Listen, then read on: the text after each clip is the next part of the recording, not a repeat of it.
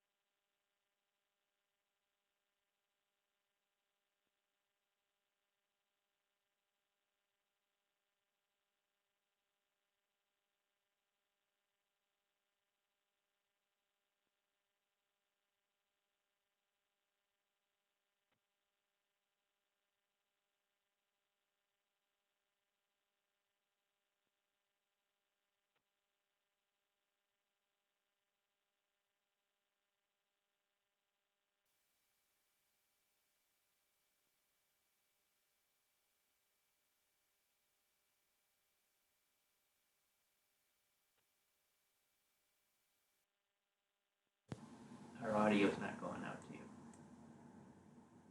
Of course, if our audio's not going out to you, then how the hell can you hear me saying, can you please tell us? But could you please tell us? Can you hear me? I'm asking. Anyway.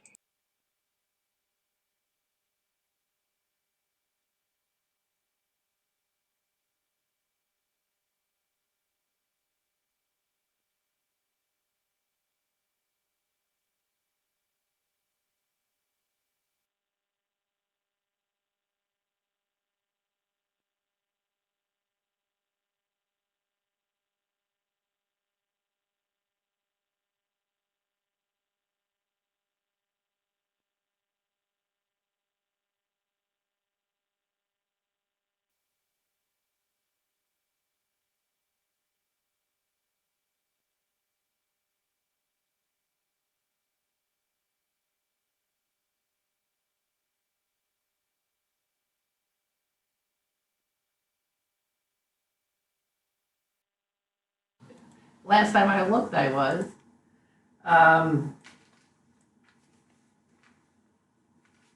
My favorite story, I'll just send this out there in case anyone is there. I don't know if it's my favorite, but it made me laugh. And few stories in the news make me laugh these days. But this one.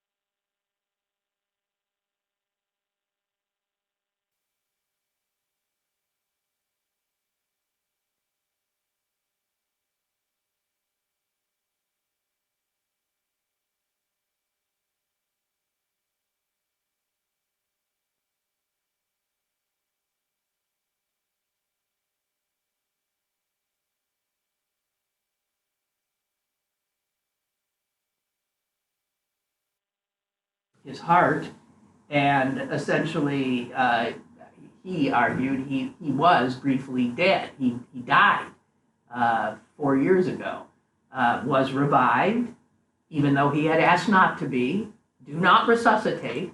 He was brought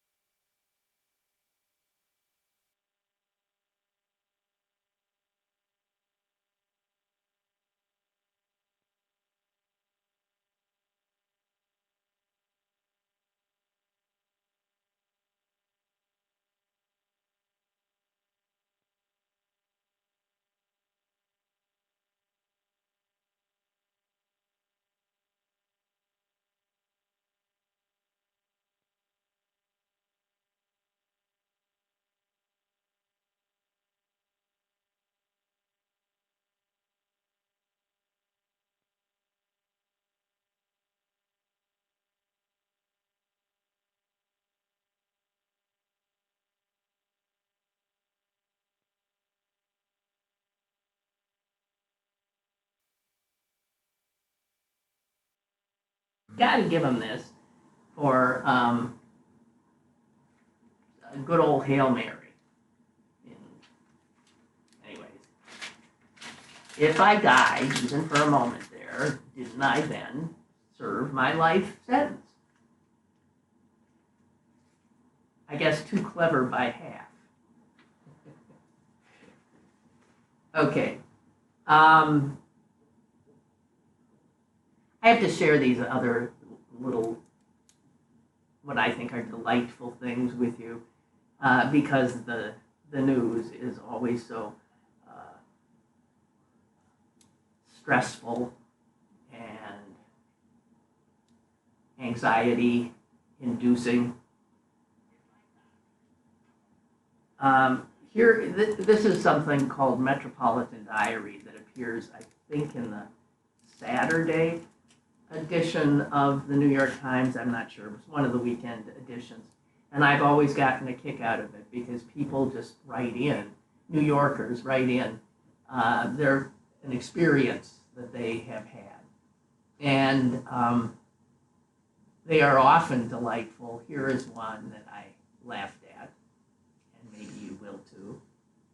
This is written by a woman named Christine Lavin. And she says, I was at an artist colony in upstate New York. It was so quiet, I had to run a white noise machine at night to block out the silence so I could sleep. You know, it's exactly what happened to me. I lived in New York for 2 years. And when I would go visit my parents in Green Bay, the quiet at night was like, it sounded so bizarre to me, I could not sleep. So I also did have a sound machine, I called it a sound machine, yeah, that would, you know, make noise so I could actually get to sleep. And what's funny is I had the sound machine for the same reason this woman did, as I'll go back to her letter now. She says, at home I run the noise machine to block out the rattle and hum of the subway crossing the Manhattan Bridge. So you use it to mask the din in New York. You use it to mask the unbearable silence in the country.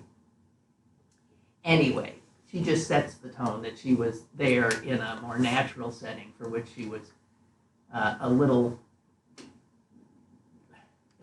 uncomfortable. And she says, I was walking on a country path one day while I was there when I saw a small snail with a big brownish orange shell. It turned out to be making its way from one side to the other. It seemed to be making its way from one side of the trail to the other. The path didn't get much traffic, but I thought the snail might be in danger. I bent down close to encourage it to speed up. This is a city slicker for sure. But it froze. I reached down to pick the snail up. I didn't want to startle it. And I gingerly picked it up. And it was an acorn.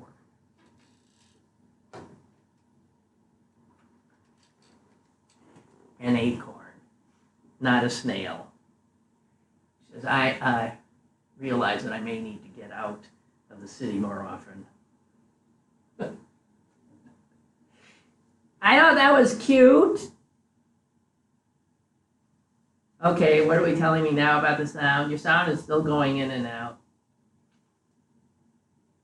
Mostly can't hear you. And the quality is poor when they do hear it.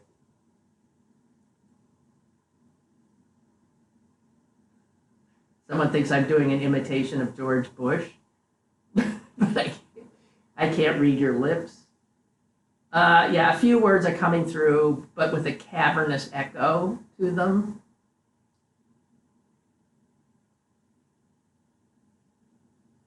All right. Is there, I don't know what to do. I mean, you guys don't want to listen to this, right? And I don't want to blow all my, I got some fodder here for some potentially good stuff that you might enjoy. And if I don't want to blow it. Damn it. And let me just reiterate. Damn it.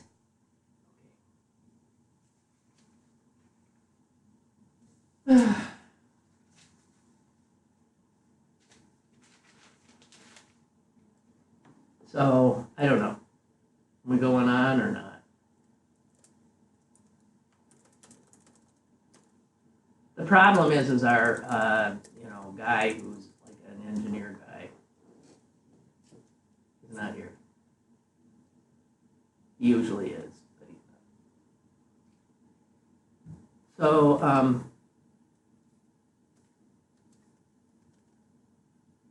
I mean, Amy, what do you think?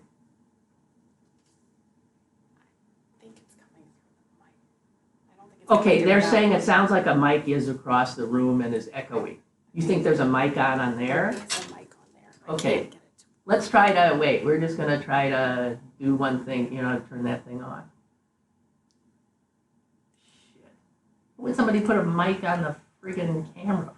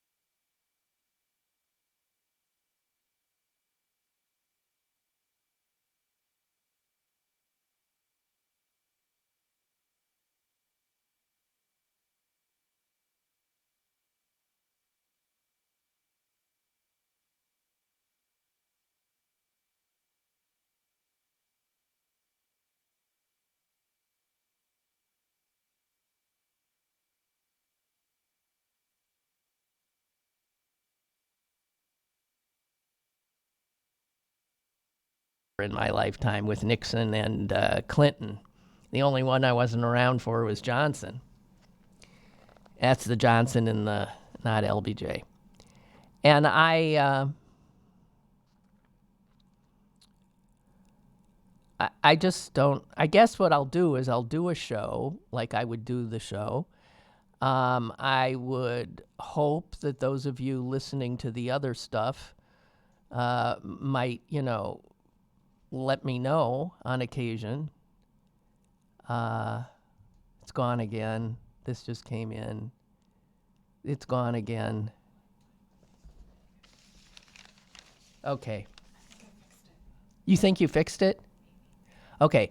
We're now have a little ray of hope here, those of you who are still there.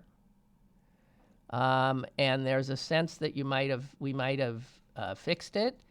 Would you let us know? Says here, when the producer touched the second mic, all audio went. I think your mic is off, and you're being picked up by the auxiliary studio. You think this mic is off? I don't know. This mic sounds on to me. I'm okay now? Sounds good now. Ah! Woo!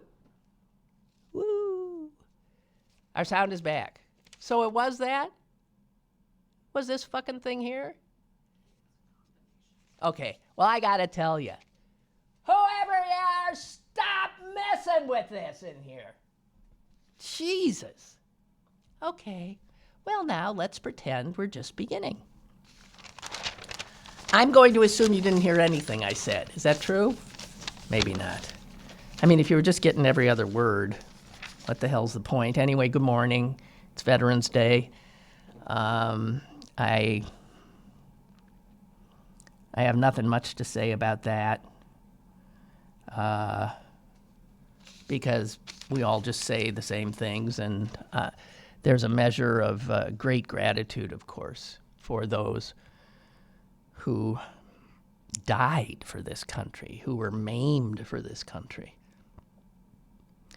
And the only thing that makes me queasy is that I feel like we are asking these brave volunteers to die or be maimed psychologically, physically for this country now for dubious purposes.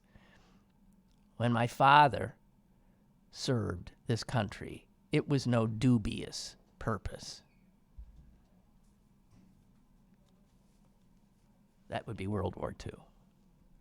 So I just, for those who died in Vietnam, for those who have died in in the Iraq War, which didn't have to happen, and has created all these.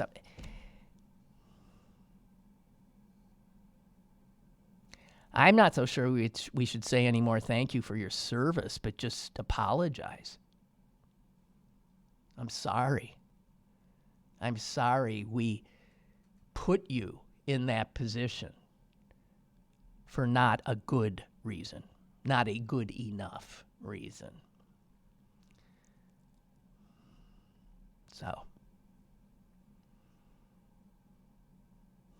now, where to go? What to talk about? None of you give a damn about Bolivia, but I do because that's where my son was born. And when Evo Morales became president there, I was thrilled because he was the first born actual indigenous Bolivian to ascend to that office. Every other president of Bolivia before then had been, a white guy. A white guy from, Spanish extraction. The colonizers. And what the colonizers did to the people who had been there for millennia, the natives, of which my son is proudly a part, is a story told and retold over and over again in South America, in Africa. And those people are still fighting to get their countries back. You have to look here, the Native Americans. Same thing, right? So I just thought it was an extraordinary breakthrough when this guy got in. I know my son, my mother even knit my son a sweater because Evo, when he was first elected, always wore this same sweater. It had a red and white and a kind of pale blue stripes. And my mom knit my son an Evo sweater, which she made too big, and I swear to this day, I mean, he can wear it.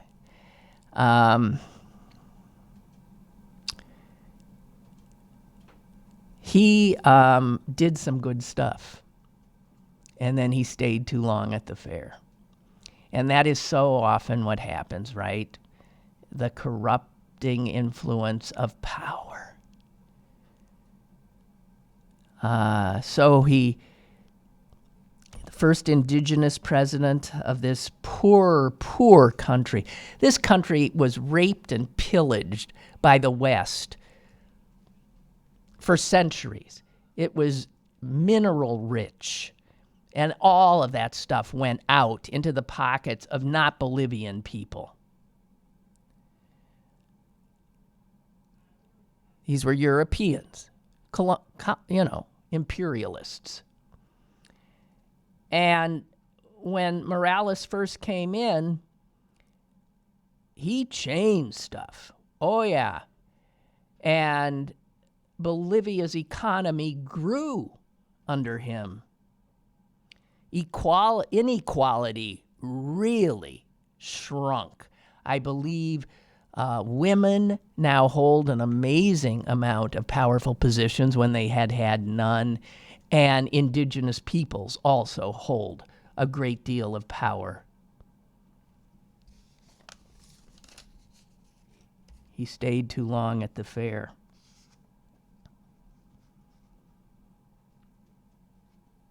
But while he was there, he lifted millions out of poverty. There is a true and now racially diverse middle class in that country.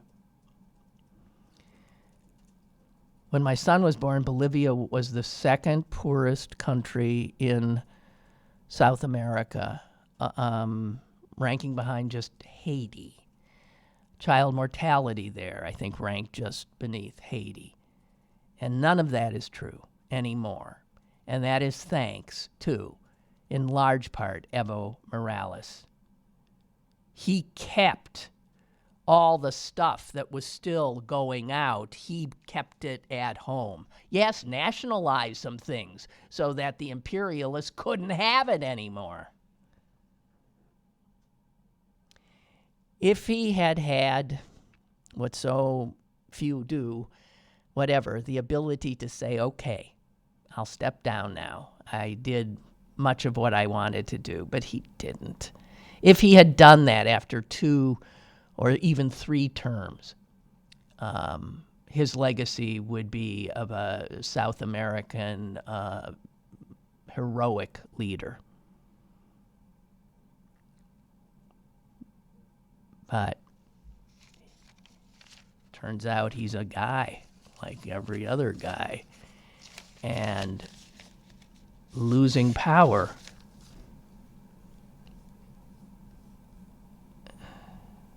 wait a minute. Who said out again?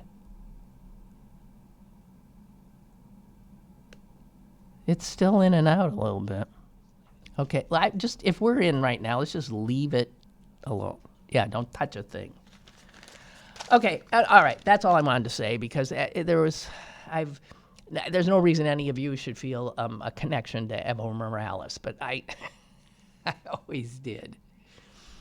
And having been twice in that beautiful country, I care about it and have always watched what is happening there. I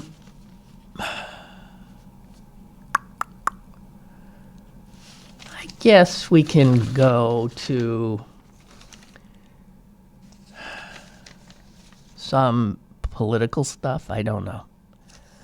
I want to say this about the billionaires going insane.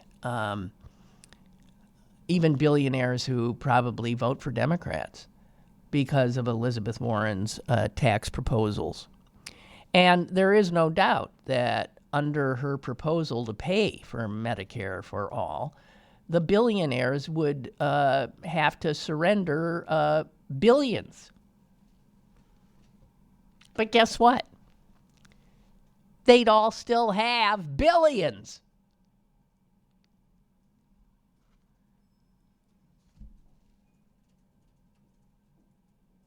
How much money do you need to live a rich life? How much? Huh? What do you think? What would it be for you? You think $1 million? $1 million doesn't do it anymore. 10 million? Yeah, could do pretty good. 50 million, $100 million? Oh, that's $1 billion.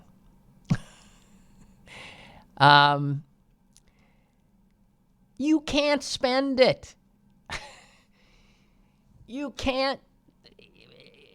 It's sort of like Evo Morales unable to give up his power for a greater good.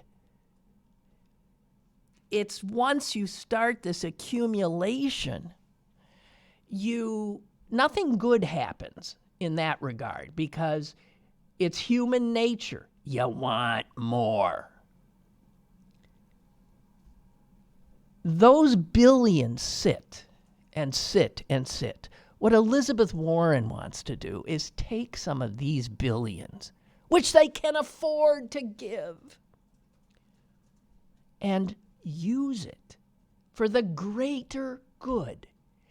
Now, if people see that as communism, fine and dandy. It is not.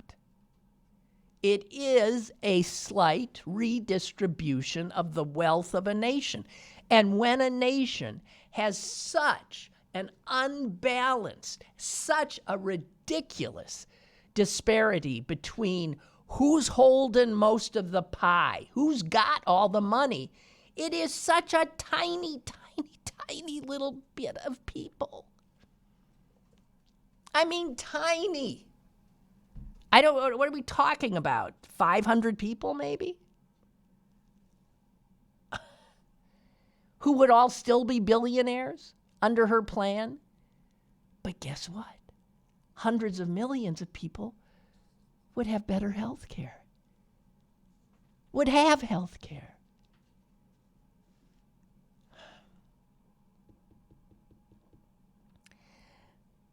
The New York Times did this thing, and they said, okay, so if this wealth tax, which she wants, would have been in effect since 1982, okay? Bill Gates, who made his first billion by 1987, would still have accumulated $14 billion today. $14 billion.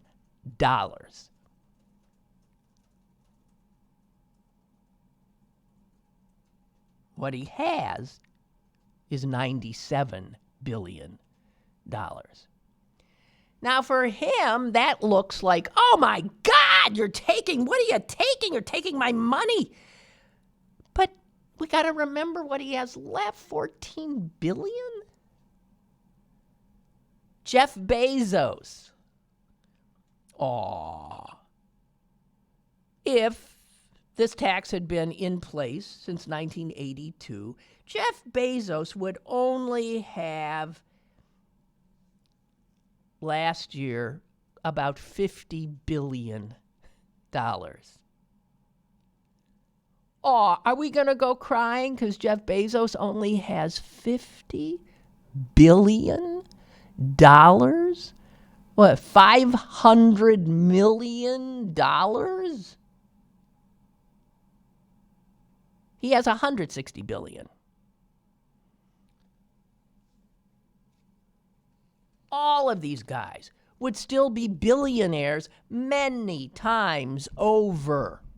And here's the other thing that people don't. This bull that if people can't keep every red cent they make, then there's no incentive for them to work, to be an entrepreneur, to strive to build something. That is, and I know because I lived through a period in which taxation was so much higher than it is now, and that was when the United States economy was humming. Everybody was happy. That's when the middle class was born. Man, it was all working. Rich people were getting richer, but not in this obscene way. My father was never a billionaire. He wasn't even close. He was nowhere near close. But he was a young, successful entrepreneur. Bought up some land, put some buildings on it, and became a developer in his hometown. The tax rate he paid, I believe, was 90%. Can you imagine? And was that under a socialist regime? No, I believe the president was Dwight David Eisenhower. You can double check it, but I think it was 90%. So 90% of every dollar my dad got went to the government. He bitched. And his mother-in-law, my grandmother, famously would say to him, "Oh, rich people's problems." Because he was still making money. He was still making money. Did it stop him? Did he say, well, then I'm not going to buy any more land. I'm not going to have these ideas about what would be good for a healthcare clinic there on the Native American reservation. I could work in He never stopped thinking of things to do because he had a passion to do it.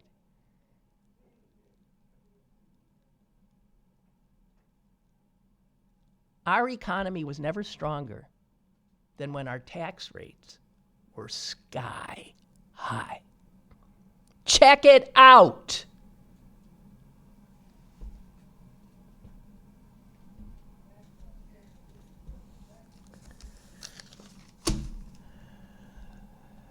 But we have a bamboozled citizenry now who have been well brainwashed by Republicans.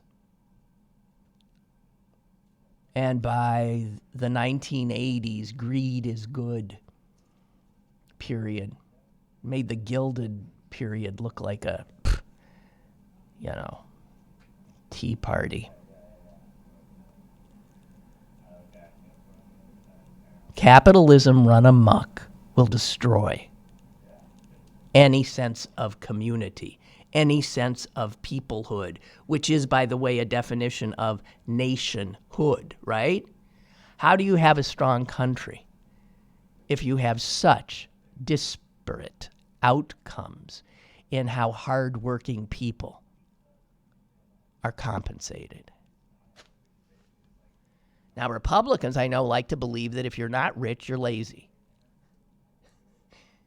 I know more lazy rich people. As a matter of fact, rich people are often the laziest. They're producing nothing. Producing nothing. The money just keeps flying in from trust funds and dividends and capital gains. Tax that shit. Tax their wealth.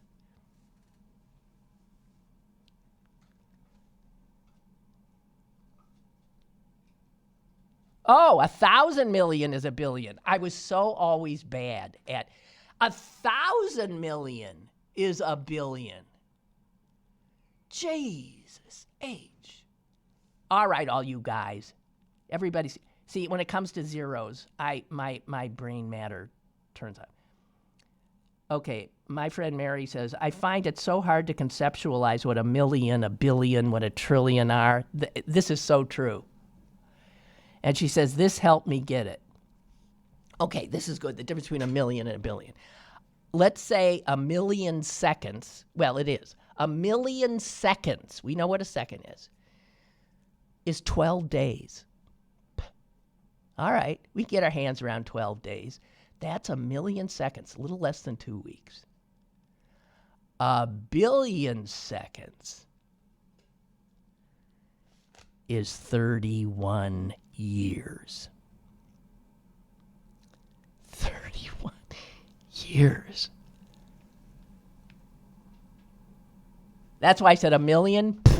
Yeah, it's just 12 days. 1 billion is 31 years. 1 trillion? You don't even want to know. 1 trillion, 1 trillion is 31,688 years.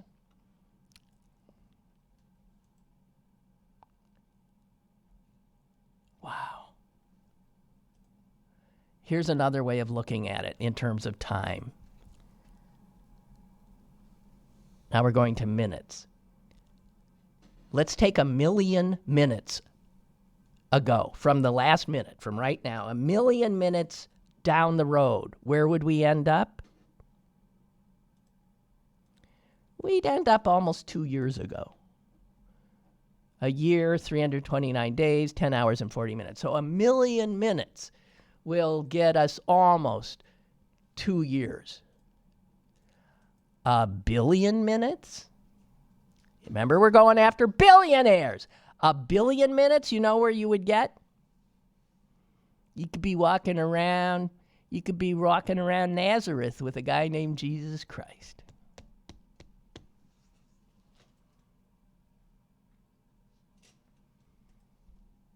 That's a good way. Thank you, Mary. So 1,000 million is 1 billion, not 100 million.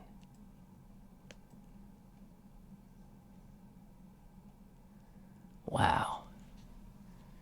So when these CEOs and these billionaires start bitching, when Bloomberg gets so freaked he has to jump in to the,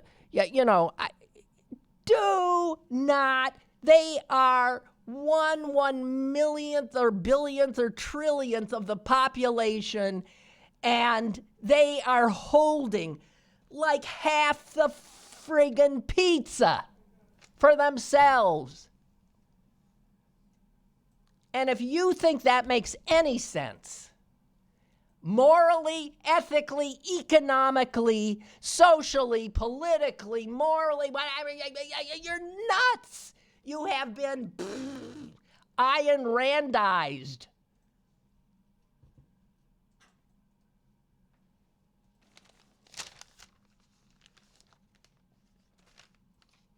On the other hand, I read this.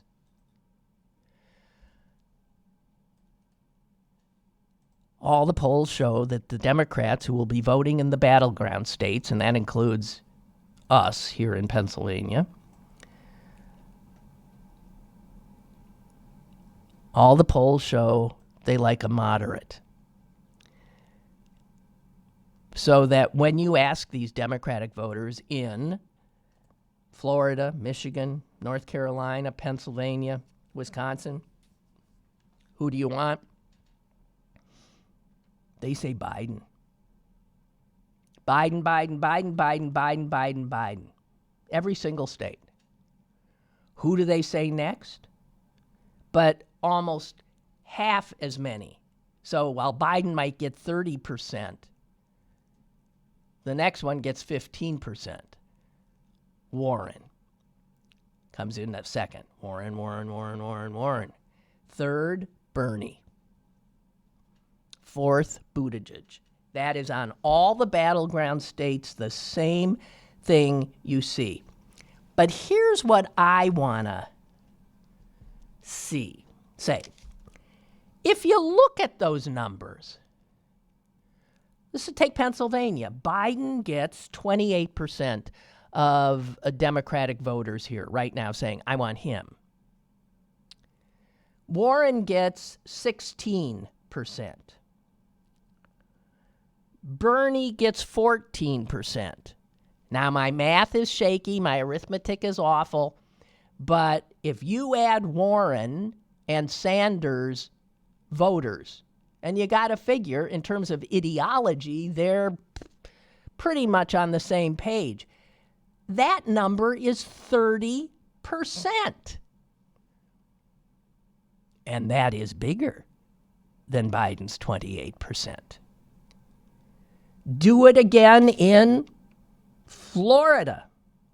You get the same result. All of a sudden, the more progressive voters are numbering 32%. Biden, 27%. Wisconsin, take Warren and Sanders together, and you get 45% to Biden's 23%. So, what does that tell you? Either Bernie or Warren have to go.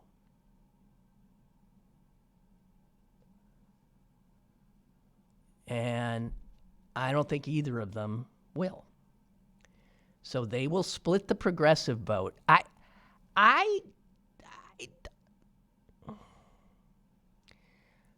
My guess is, I hope voters start to show that they think Warren is the stronger candidate. I don't know, because I like her more than I like Bernie. But this idea that Democrats want a moderate doesn't work if you take Warren and Sanders voters and put them together. There's more of them. Now, I suppose with Biden's, we could factor in Klobuchar, and it's almost a wash. And I'll tell you what it shows. It shows a Democratic Party that is divided. People who just want to move ahead, and people who are more cautious, more moderate. I can go either way, depending on my mood, as I'm sure you've seen. I can go either way, and I will vote for any of these people, moderate or not. But Democrats have to face the reality that we are a very divided party. And how that plays out in the primaries is one thing, but the damage caused by that civil war, that internal war, we got to make sure it doesn't damage us in the general, no matter who gets in. In other words, if a progressive gets in, those moderates have got to stay with the Democrats, and vice versa. If a moderate gets in, you can't have the Bernie bros doing what they did last time and friggin' leaving. We've got to stay together. I have a caller, and I forgot I did, and I'm sorry. My apologies. Go ahead. Kurt in Louisville. Caller? This is Kurt. How are you? Oh, maybe the call stuff doesn't work. Okay, sorry. Can't take you. Oh, you can't hear me? Hello? One more time. Can you hear Hello? me? No. All right. We'll get this under control.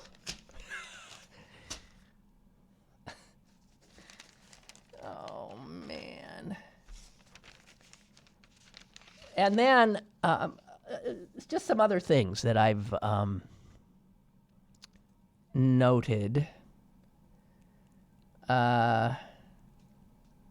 Also, over the weekend, a lot of stories appearing about how the Democratic candidates almost universally do not like one of their own. And I'm not talking Tulsi Gabbard, although she's certainly there too. It's Buttigieg. They don't like him. And they're freaked by the power he seems to have amassed. Power in terms of fundraising, power in terms of voter interest. He's looking like somebody who knows how to build a winning campaign. And there's a little anecdote about how at a recent event in Waverly, Iowa, where, of course, these Democratic hopefuls are these days, Joe Biden was at some event, and Buttigieg happened in. And Biden turned to greet him, and according to the reporter, said to Buttigieg, "Hello, Mr. President," to Buttigieg. And he said, the reporter said, Biden's voice was dripping in condescension. Buttigieg, boy, they are going to start. God help us, the next debate's coming up, right? They are going to go after him because he's seeming more and more of a threat, and they really do worry about three things with him, and they all have to do with electability. He's only won one election in his life, and that was for the mayor of a town of the size of Green Bay. I mean, it's 100,000 people. I mean, there are members of city councils in big cities who have, more people under their sway. They worry about that. They worry about the one statewide office he ran for. He did not win. They worry about his age, and that age means experience as well. And no one's saying it, but they probably also worry about his sexual orientation. Usually, if there's a large field, candidates, sort of end up in little groups, and there's one that they often can't stand. According to this article, back in 2004, the other candidates couldn't stand was Howard Dean, the governor then of Vermont, right? And they were thrilled when he went down because of that victory scream he emitted. Can you imagine? That's what used to take you down. 2008, the Republican candidates despised Mitt Romney. Nobody would even talk to him backstage before a debate. And guess who was the least popular in 2008 at this juncture in the campaign? Barack Obama. Who the hell does this guy think he is? He served, a few years on his first term in national office? So David Axelrod, who was obviously the chief strategist of Obama's winning campaign in 2008, who also really likes Pete Buttigieg, says this: "It is a natural thing when a young candidate comes along and has success for other candidates who feel like they've toiled in the vineyards a long, long time to resent it." I think, Axelrod said, they'd like Pete better if he wasn't doing so well. And of course, that is it. So they're attacking him left and right, and some of the attacks are pretty good. He cannot attract black and Latino voters thus far, not at all. Is that a winning Democratic candidate in a general election?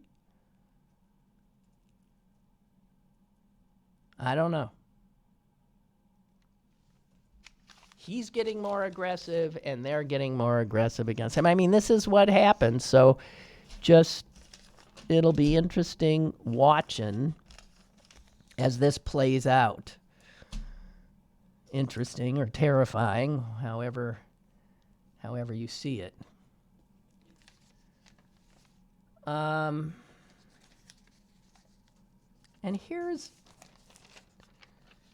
a piece that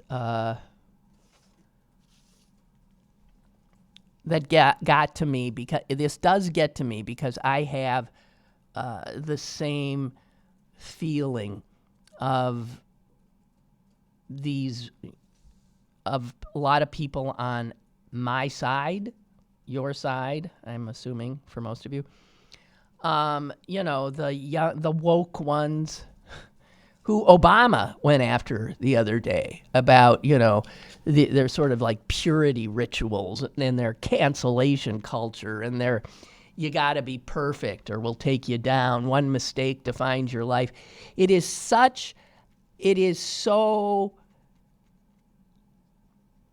I can see myself being like that in college. I can see that too when you're young. You're young, you're sure of yourself, you're angry, you got a lot of things, but you're absolutely certain. And there's nothing you can do then about it. You can't argue with people like that. But a lot of them never lose that. And so there's a lot of older people in the Democratic Party who are, just extraordinarily condescending. I might be one of them on occasion. And one columnist who has a sister, works at Walmart, low-paying jobs. He has been trying to show her how Trump is screwing her left, right, and center, how it was Trump who was trying to take away the piddling health care she has. It is Trump whose tariffs have made it harder for her to pay her bills. And he says he can't move her. And it's not on any of those issues that she doesn't move. She doesn't move because she hates us more. And I have heard that time and time and time again. Why do they hate us? Well, they hate us because we treat them like they're fools and idiots. And I guess that is no way to make friends.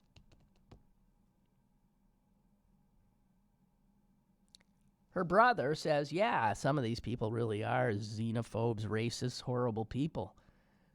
But many others are just people who got left behind in this capitalist free-for-all. They're the ones not even getting a sliver of the pizza. They didn't see the Democrats standing up for them, especially white, blue-collar people, right? And I think there's social issues, too, that they feel insulted, they feel dismissed. If their religion is important to them, all that stuff. You think that doesn't matter? It does matter. And I don't know how we get an attitude change on the part of our folks who tend to be so dismissive. I used to hear from many black people that they find the racism of the South much more tolerable than the racism of the North. I heard a speaker the other day on anti-Semitism, Barry Weiss, who said the same kind of thing, how anti-Semitism coming from the right is just right out there. It's you Jews, you this, you that. Anti-Semitism from the left, which she thinks is rampant, and I do not disagree with her, is like liberals in the North thinking they're not racist. Is this sort of wishy-washy things where they come around. They're hidden. They're more polite and decorous, but it's still there. You'd rather have the person be right out there in front. I can identify. There you are. Okay. You hate me. And progressives' inability to deal with that in our own ranks. And I never call myself a progressive because I hate the term. I thought liberal was just fine. Liberal worked for my dad. Liberal will work for me. And I don't go running from a word just because the right wing has decided to demonize it. and come up with an all-new one. Progressive.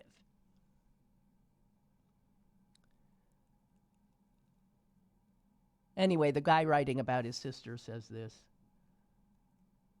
For the record, I'm agnostic on the Democratic field. I would vote for a tree stump if it would beat Trump.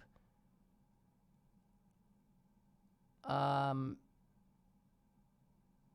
he says Warren is not connecting with the very people her policies are supposed to help. Trump beats her or runs even in every toss-up state but one.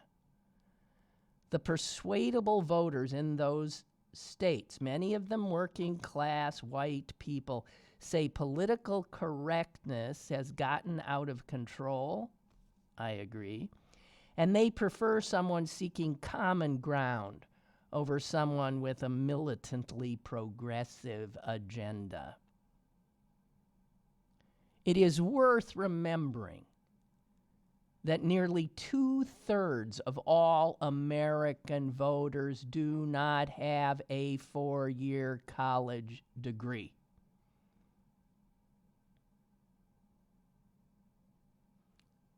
But the inconvenient fact is that a relatively small pool of working class voters in a handful of battleground states are still likely to determine who wins this presidential election. Democrats flipped 40 House seats just last year, attracted more white working class voters without insufferable wokedness. No, they won because they were dealing with health care, kitchen table concerns. The same way the upset in the Kentucky governor's race happened. And damn it, there is a whole bunch of folks on our side who are just incapable of seeing themselves as others see them.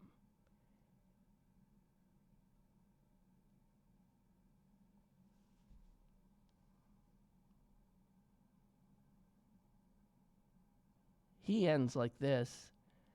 Those like my sister, for those like my sister, a word to Democrats. Talk to these people. Don't talk over them. Save the piety, the shaming on social media for after the election. You don't have to stop altogether. Otherwise, the woke are going to wake up on November 4th, 2020, to a tragedy. Just saying. Just saying. Back to your emails.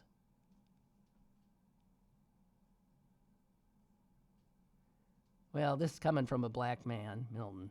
Southern racists don't care how close Negroes get as long as there aren't too many of them. Northern racists don't care how many Negroes there are as long as they don't get too close.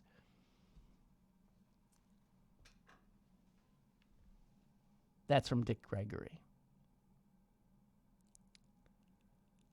Oh, this is interesting. Ellen is saying she could hear the caller. Okay, that's helpful. Thank you. Oh, and this is the guy who was on the phone. He says, I think we get the message wrong on higher taxes for the rich when we say the prosperity of the 20th century happened in spite of high taxes. I think growth happened because of the taxes. As I remember it, avoiding the tax provided a motivation to invest in new equipment, personnel, and business growth because expenditures reduced taxes and kept resources in-house.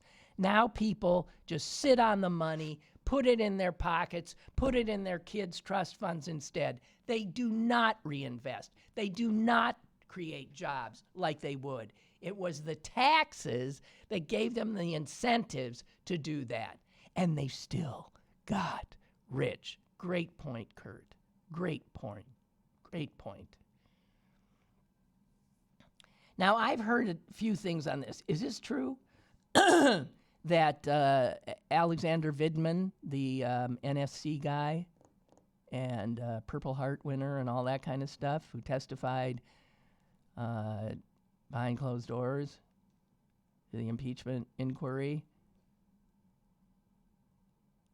was removed from the National Security Council? I have heard conflicting things on this. Is this true? In an interview on Face the Nation, National Security Advisor Robert O'Brien, who replaced John Bolton, said that Vindman would be leaving his position along with several others. I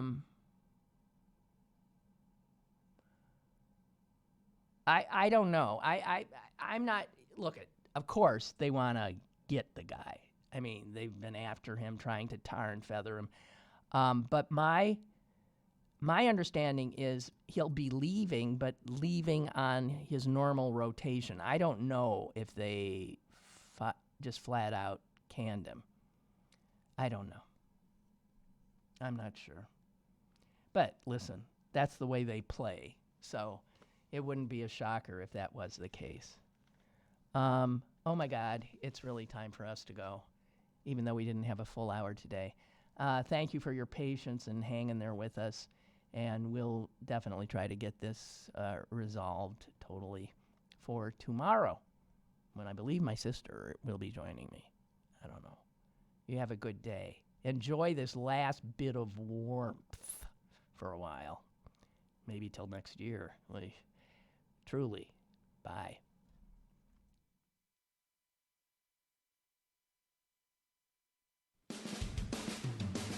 Lynn Cullen Live, Monday through Friday from 10 a.m. to 11 a.m. and archived at pghcitypaper.com. The opinions expressed on Lynn Cullen Live are those of the host and do not necessarily reflect the viewpoints of Pittsburgh City Paper or its advertisers.